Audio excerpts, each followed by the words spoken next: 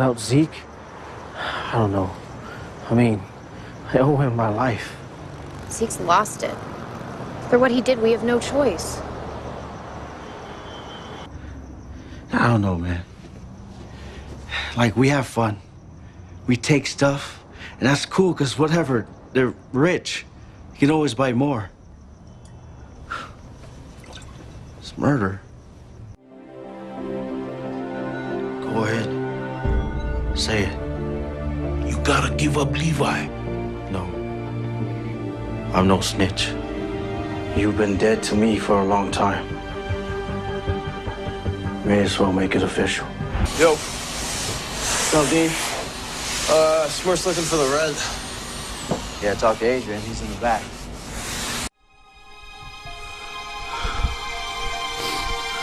Shit.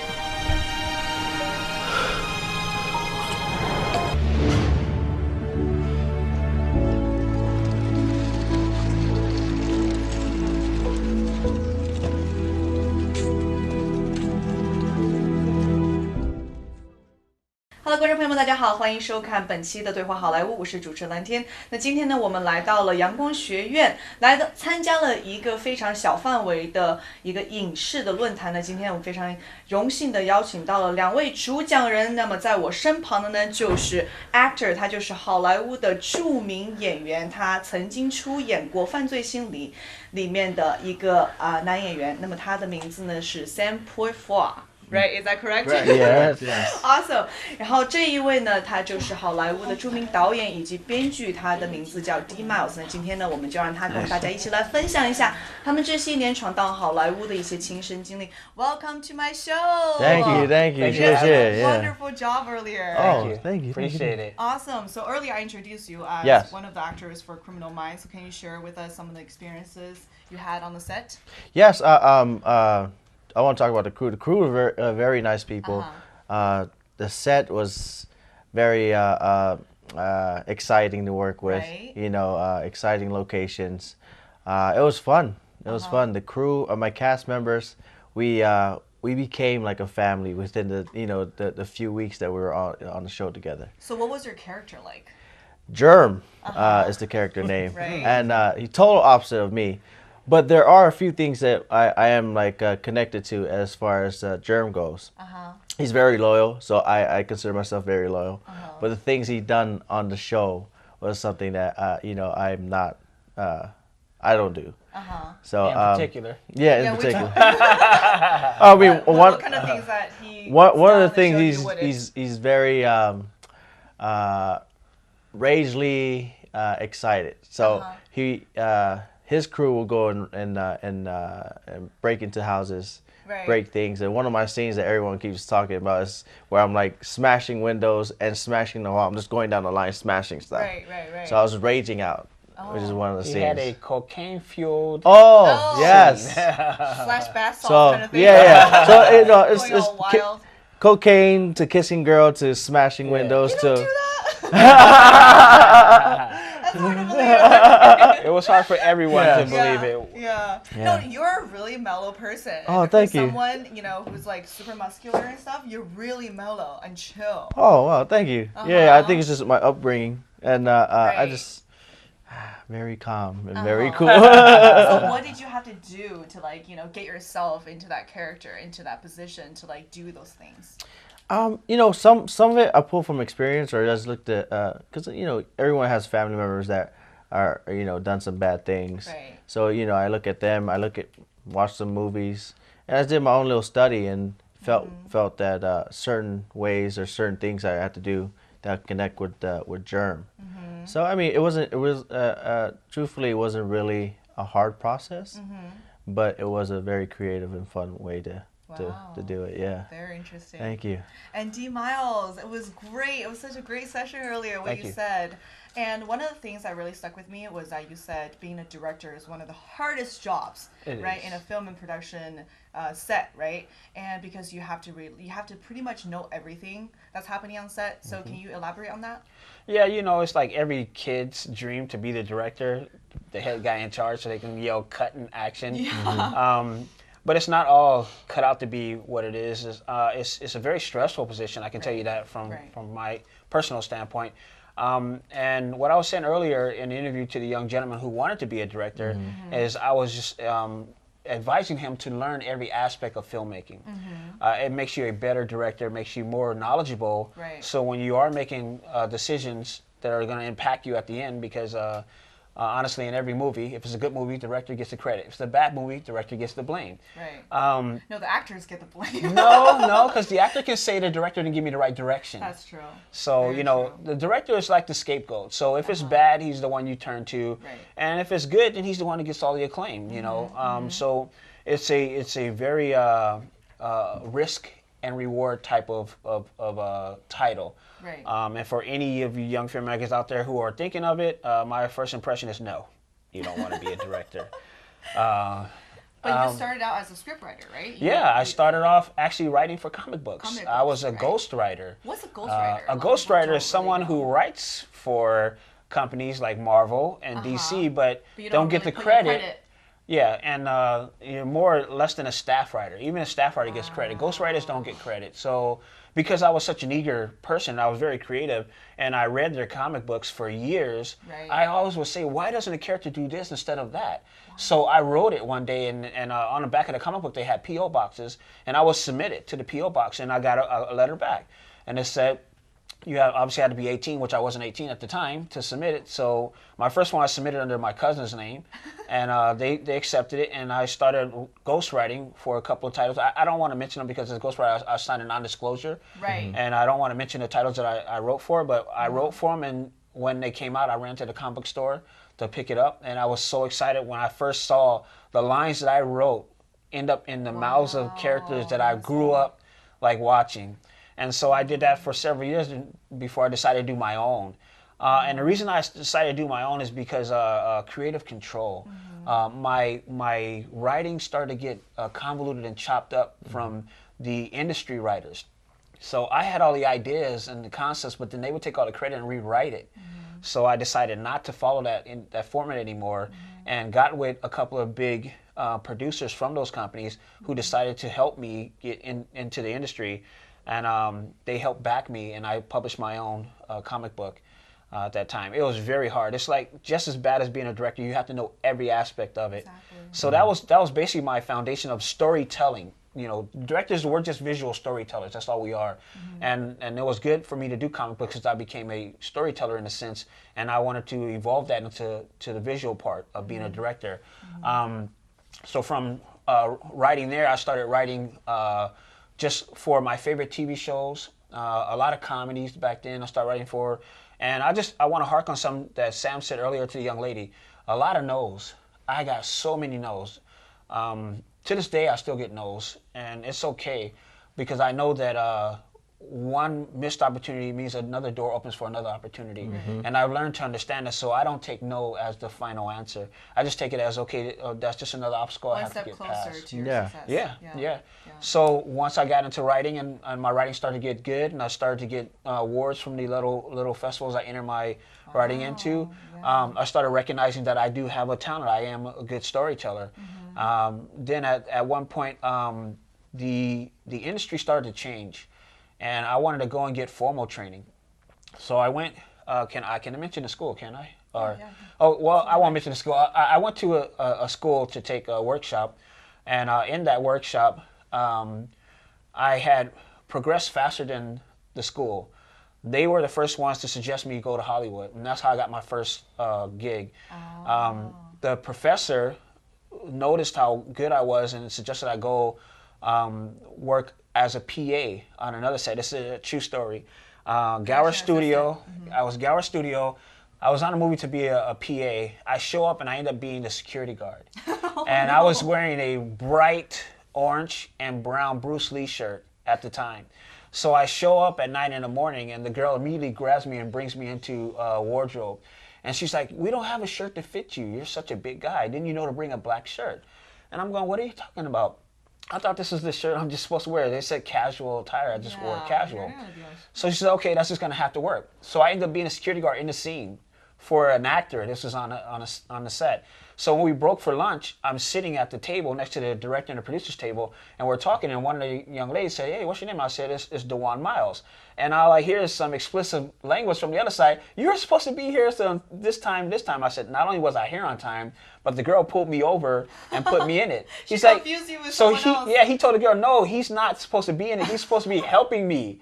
And he's like, "That's the story you want to tell once you make it in Hollywood, how you came onto the set, as the PA and ended up being in the movie." And this happened to me actually twice in my career because my friend Sam Pulfua asked me to be on a project that he was on, just as a Raptor King with Ving Rhames and the other guy from T2. I forgot his name. It's a very old project. Yeah, and I just went to go help. We both were just helping. And we were there, and Ving Rhames walked up to me, and he was just like, "Do you have any lines?" And I'm like, "No, I'm just here to help my friend." He's like, "I got you covered." So the next day, I show up on set. My name is on the trailer. I have sides. I'm signing papers from SAG. And I told this guy, like, I'm in the movie. They're giving me lines. They're going to let me be in this movie. And I only showed up to help. That's all I did. But it's another good story I'm going to tell because it's just a funny thing of having the look. Yeah. I didn't even know if I was telling her or not. It's just the look. It was a prison movie, so obviously I looked the part like I'm a prisoner, but it's just that look, being in the right place, right time, and having a look before they find out that you have any talent. And that's what I was telling the young lady before. They're going to look at you first before they even decide if you have any other talent. So sorry to divert from that, but that's how I basically, from writing, I got into filmmaking, and then I took some traditional courses to understand every aspect of filmmaking before I decided where I fit best.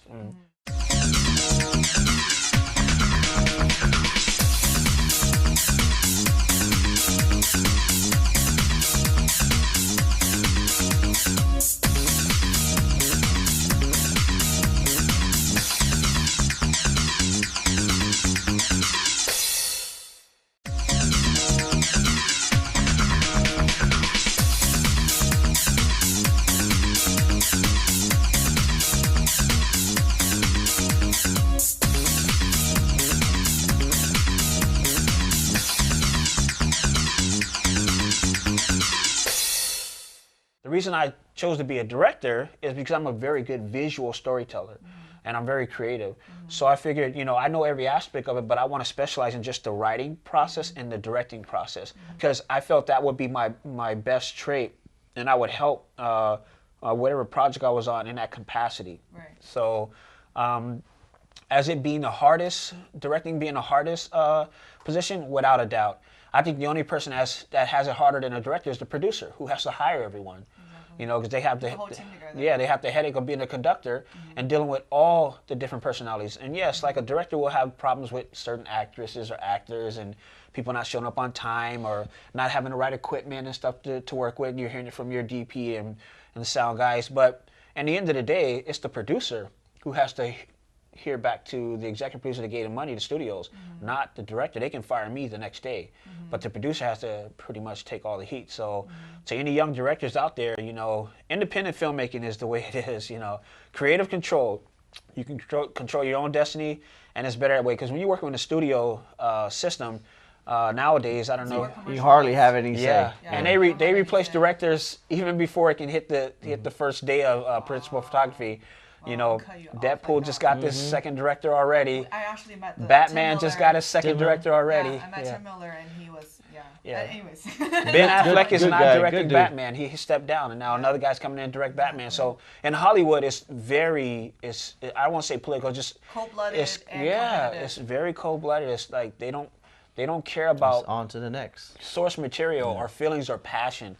Whereas in independent filmmaking, we're passionate about what we do. We just have less money to do the film with. So directing, not the easiest thing to do, worst thing to do. We deal with all the problems. Right. We're kind of like the nanny on the set for pretty much everybody.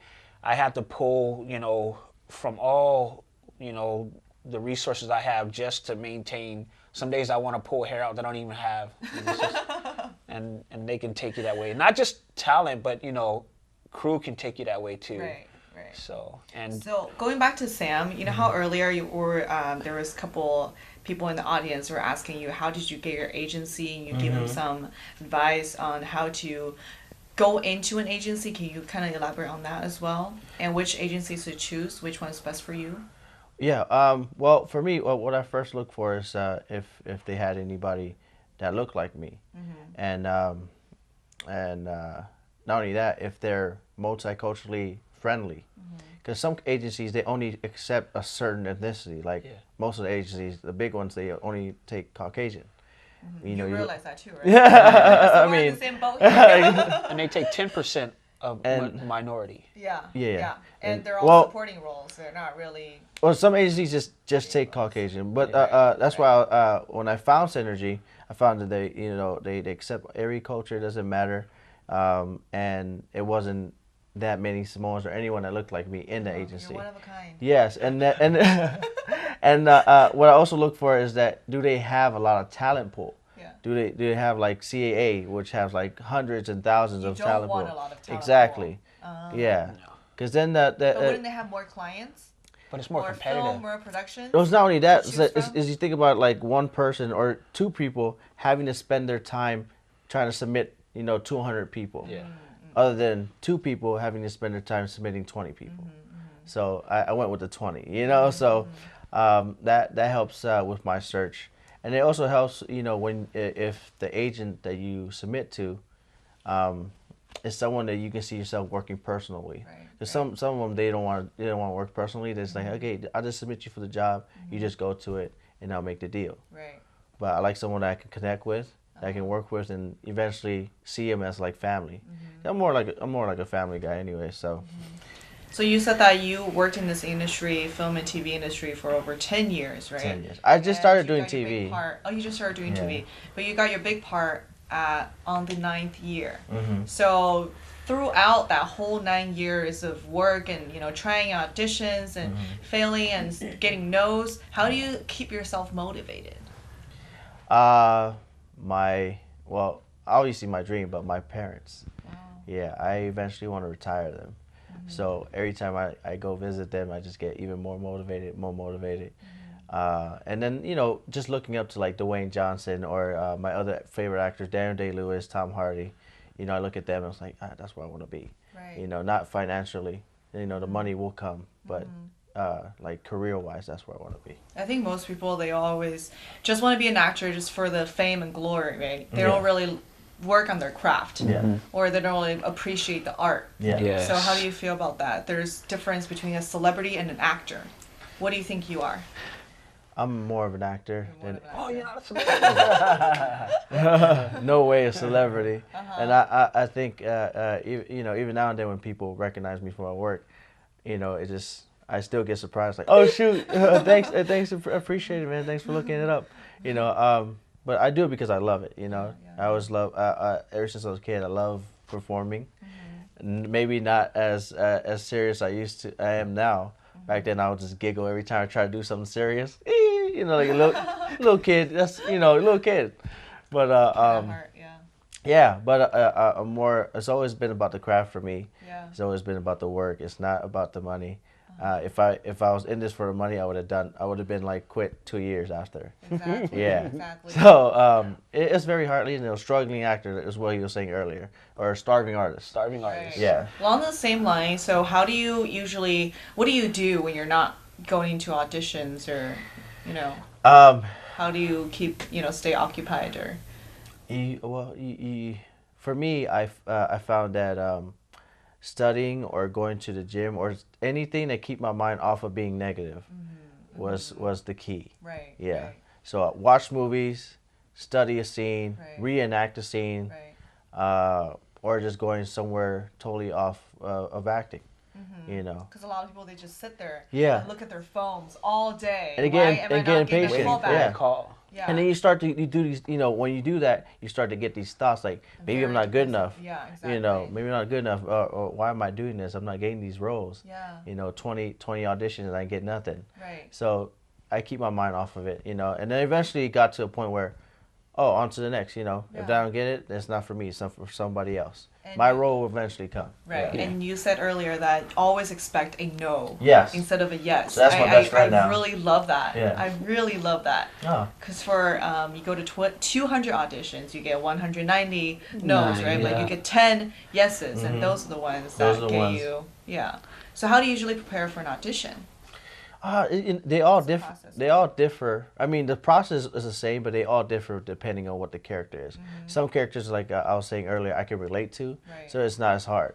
But when it comes to something like Germ, you know, I don't do drugs. Obviously, I don't party. I don't go crazy at people's houses. So, you know, it's a little bit of research here and there. You know, that was actually my first kissing scene too. So I was a little nervous. I was like a little nervous, like. So you did like a whole week of that before you started to act. But you know, my scene partner, who is Marnie, she's very cool friend now, and she made it very comfortable, and it's you know, it was cool. She stole the first kiss. She stole your first kiss? Yes. No. I mean, on scene. Yes. She did. Kiss. Wow. Yeah, it was fun. All right, thank you so much. Thank you for being in my show. It was great. I had a wonderful time listening to you, and I'm so encouraged and motivated. Yeah, I think you definitely encourage a lot of people out there who are trying to pursue their dreams. Thank you so much. Thank you. 以上就是我们今天对话好莱坞的全部内容了，感谢大家的收看，我们下一周同一时间再见了，拜拜。